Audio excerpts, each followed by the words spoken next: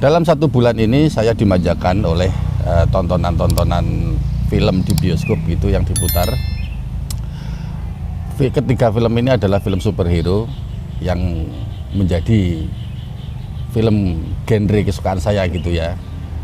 2 dari luar atau impor, yaitu film Black Adam, terus kemudian Wakanda Forever, The Black Panther, dan yang ketiga adalah film superhero lokal yang top banget dan kalian semua harus wajib nonton film ini, yaitu film Sri Asih.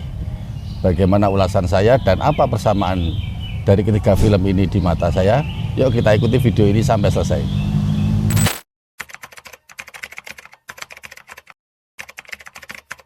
Tonton video ini sampai selesai agar Anda paham dan mendapatkan manfaatnya.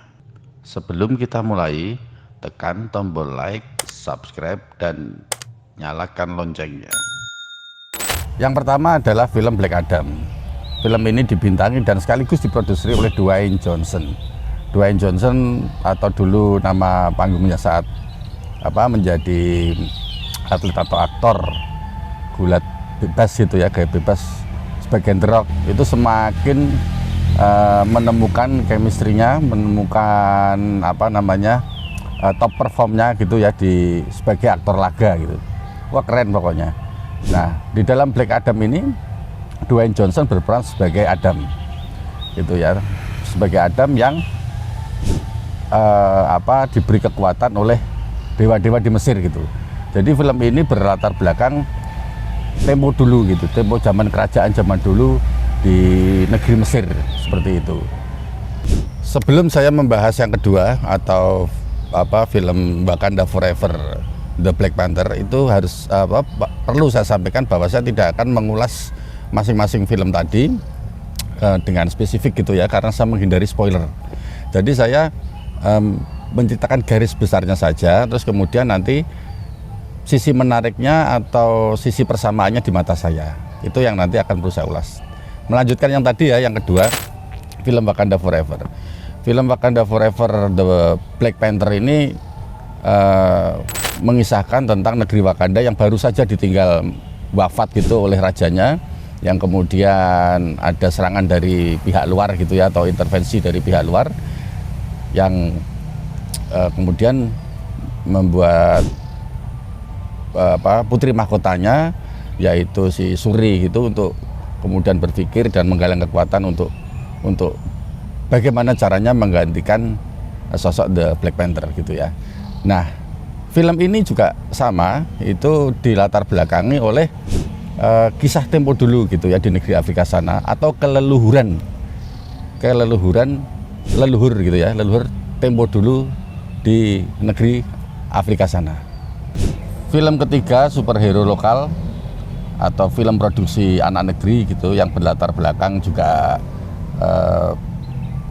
kearifan lokal asli Nusantara. Itu juga menceritakan latar belakang atau setting waktu zaman dahulu, juga tentang keleluhuran gitu ya, yaitu Sri Asih gitu. Nah, film Sri Asih ini, waduh, menurut saya film superhero Indonesia yang sampai saat ini menurut saya yang terbaik. Kalau dari sisi sinematografinya sudah nggak usah diragukan lagi, keren. Itu setara atau sedikit lah di bawah film-film produksi Marvel atau DC Comics begitu ya. Terus kemudian para pemainnya pun yang menurut saya jarang atau bahkan tidak pernah bermain di film-film laga gitu atau film-film action begitu ya, seperti kayak Dimas Anggara, Reza Rahardian. Reza Rahardian mungkin pernah main film action itu kalau nggak salah Pendekar Tongkat Emas begitu ya, tapi film ini kayaknya kurang begitu laku di pasaran gitu ya. Terus kemudian ada Dian Sastro yang bermain sebagai Dewi Api atau Dewi yang menyebarkan sifat-sifat kemarahan gitu ya. Terus kemudian ada beberapa tokoh lain yang tidak bisa saya sebutkan di sini, nanti silakan ditonton langsung dan wajib ditonton film ini. Nah, tokoh utamanya adalah Lalana. Tokoh Lalana ini adalah titisan Dewi Sri Asih gitu ya, atau Dewi Perdamaian. Itu yang kemudian ketika dewasa mempunyai kekuatan superhero untuk menjaga perdamaian atau memberantas kejahatan di Nusantara. Nah itu yang diproduksi oleh anak negeri gitu ya, atau produksi dalam negeri gitu. Itu keren menurut saya, dan itu menjadi impian saya sudah bertahun-tahun gitu, atau sejak lama. Kapan sih ya Indonesia itu bisa mengangkat dongeng-dongeng, terus kemudian legenda-legenda yang dulu sering kita dengar gitu ya, legenda tentang A, tentang B gitu, diangkat di dalam film layar lebar dengan sentuhan teknologi sinematografi yang bagus gitu. Nah inilah jawabannya film Sri Asih ini gitu. Terus yang menjadi catatan saya dari ketiga film tadi, yaitu Black Adam, terus kemudian Wakanda Forever, Black Panther, dan film lokal yang terakhir saya sampaikan tadi adalah film lokal Sri Asih yang super keren. Ya, saya tidak akan membahas banyak cerita tentang film itu karena saya menghindari spoiler ya, sekali lagi. Tapi yang menjadi catatan saya itu adalah ketiga film ini, entah ini kebetulan, entah ini memang sedang lagi tren, itu mengangkat tentang leluhur atau tentang sejarah kearifan lokal tempo dulu di latar belakang lokasi masing-masing. Misalnya kalau Black Adam itu latar belakang lokasinya adalah di Mesir gitu ya, mengangkat kearifan lokal tempo dulu di kerajaan Mesir. Terus kemudian Wakanda Forever juga sama, mengangkat setting waktunya itu juga tempo dulu atau keleluhuran negeri Wakanda, Afrika itu tempo dulu. Nah Indonesia sama, Sri Asih sama, itu mengangkat kearifan lokal tempo dulu gitu, terutama di tanah Jawa gitu ya, karena ada setting-setting gunungnya, yang salah satu gunung di tanah Jawa gitu. Itu ya. Nah ini sebuah kebetulan atau memang sedang tren gitu.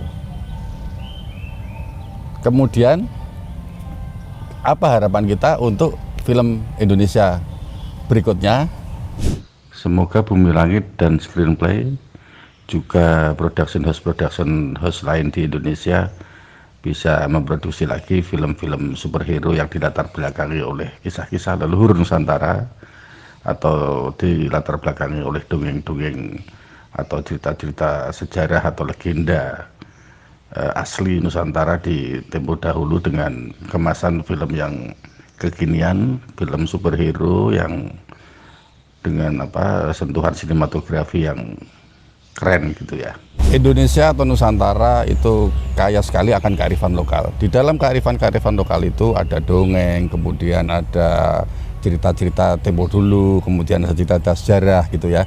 Yang di dalamnya juga itu ada tokoh-tokoh yang menurut saya tempo dahulu itu juga superhero.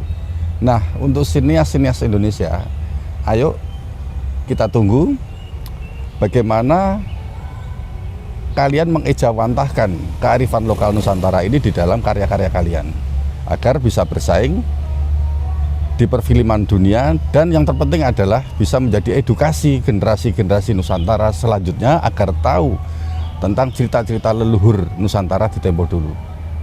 Begitu catatan dari saya. Sehat selalu untuk Anda, untuk keluarga Anda. Tuhan melindungi dan salam NKRI.